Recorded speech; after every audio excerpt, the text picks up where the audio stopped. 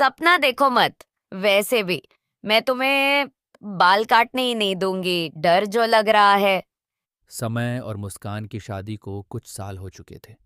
दोनों एक दूसरे से बेहद प्यार करते थे, लेकिन हर रिश्ते की तरह उनके बीच भी छोटी मोटी नोकझोंक चलती रहती थी। आज का दिन कुछ खास था। कुछ ऐसा होने वाला था जिसकी उम्मीद शायद समय ने कभी नहीं की थी। मुस्कान समय को अपने लंबे और काले बाल दिखाते हुए बोली। बाबू, देखो मेरे बाल कितने लंबे हो गए हैं। हाँ, हो तो गए हैं। मैं सोच रही हूँ, बहुत दिन हो गए, कोई हेयर कट भी नहीं करवाया और बाल भी बहुत लंबे हो गए हैं। क्यों ना बालों की कटिंग करवा लूं, थोड़ा फ्रेश लुक हो जाएगा। हाँ, बात तो सही है। वैसे कैसा हेयर कट करवाने की सोची है? सोचा तो कुछ नहीं है, तुम ही कुछ सुझाव दो ना। हाँ, क्यों नहीं। अगर तुम्हें बालों की लंबाई ज्यादा कम नहीं करनी, लेकिन थोड़ा वॉल्यूम और स्टाइल चाहिए, तो लेयर्ड कट बढ़िया रहेगा। लंबाई बनाए रखते हुए हल्का सा शेप देने के लिए यू कट या वी कट अच्छा रहेगा। अगर बालों में हल्का सा बाउंस और फ्लो चाहिए, तो स्टेप कट बढ़िया रहेगा। एकदम नया लुक चाहिए और थोड़ी ट्रेंडी फील चाहिए, तो शोल्डर लेंथ अच्छा रहेगा। अगर बहुत छोटे नहीं करवाने लेकिन मॉडर्न लुक चाहिए, तो लॉन्ग बॉब परफेक्ट रहेगा। अगर चेहरे पे थोड़ा क्यूट और यंग लुक चाहिए, तो साइड फ्रिंज या बैंग्स ट्राई कर सकती हो। अगर थोड़ा छोटा आजमाना हो तो बॉब कट भी एकदम शानदार लगेगा। लंबा बॉब भी कर सकती हो, ज्यादा छोटा नहीं, लेकिन फैशनेबल दिखेगा। और अगर कुछ अलग चाहिए तो वुल्फ कट या शैग कट सोच सकती हो।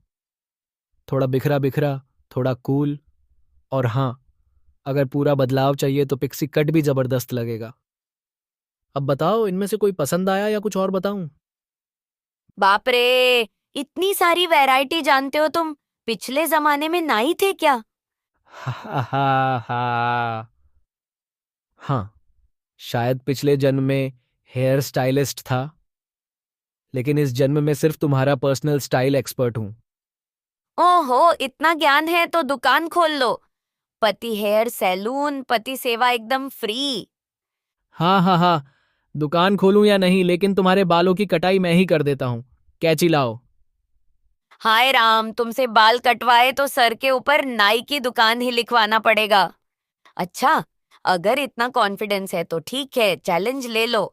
मैं तुम्हें अपने बाल काटने दूंगी, लेकिन अगर खराब कर दिए तो पूरे महीने झाड़ू पोछा तुम्हें ही करना पड़ेगा। अरे अरे, इतना बड़ा दांव? सोचने दो। कहीं ऐसा ना हो कि तुम नए स्टाइल में इतनी सुंदर लगो कि मैं खुद ही झाड़ू पोछा करने को तैयार हो जाऊं।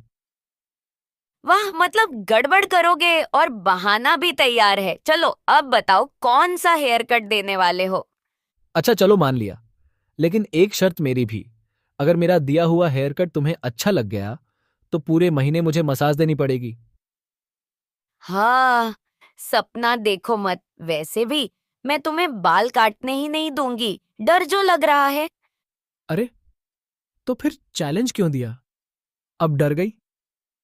डर और मैं, ठीक है काटो बाल, लेकिन याद रखना, अगर गड़बड़ हुई तो अगले महीने के लिए पति सेवा योजना शुरू करवा दूंगी।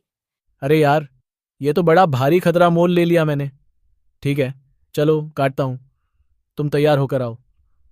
मुस्कान सोफे से उठकर बेडरूम चली गई। थोड़ी देर बाद उसने समय को अंदर बुलाया।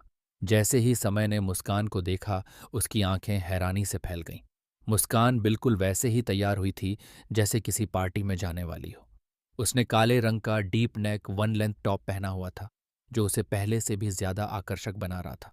उसके बालों को खूबसूरती से संवार कर खुला छोड़ा गया था। आंखों में गहरा काजल और होंठों पर चमकती लाल लिपस्टिक। समय ने एक पल को गहरी सांस ली, फिर चौंकते हुए कहा। अरे वाह, ये क्या हो रहा है?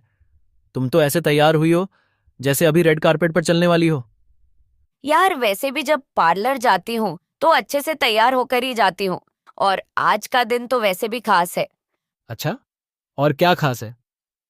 अरे बुद्धू, आज मेरा हेयर कट होने वाला है, और वो भी मेरे पर्सनल हेयर स्टाइलिस्ट के हाथों। ओहो, पर्सनल हेयर स्टाइलिस्ट? कौन है वो खुशनसीब? वो तो एक बहुत ही खास इंसान है, लेकिन मुझे एक डर भी है। डर? हाँ, बस इतना डर है कि कहीं मेरा पर्सनल हेयर स्टाइलिस्ट मुझे भूतनी न बना दे। अरे यार, अब तो बहुत प्रेशर आ गया मुझ पर। अरे अब डर को छोड़ो और कैंची पकड़ो। अपना जलवा दिखाओ। कुछ आता जाता भी है या सिर्फ ज्ञान ही फैलाना आता है? अरे ये क्या हो रहा है? डर की कोई बात नहीं है, बस तुम्हारे बालों का मामला है। अब मुस्कान और समय दोनों शीशे के सामने आ गए थे। मुस्कान ने शरारती अंदाज में एक स्टूल पर बैठते हुए कहा। चलो अब देखो क्या करते हो।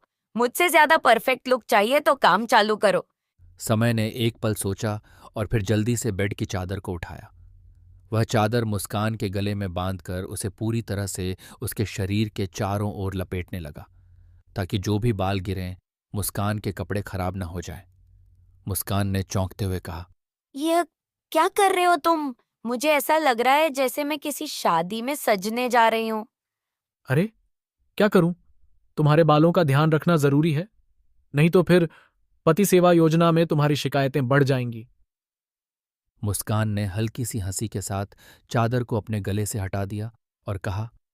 अरे ये चादर तो हटा दो, मुझे नहीं चाहिए ये अब। समय ने उसे एक नज़र से देखा और फिक्रमंदी से कहा।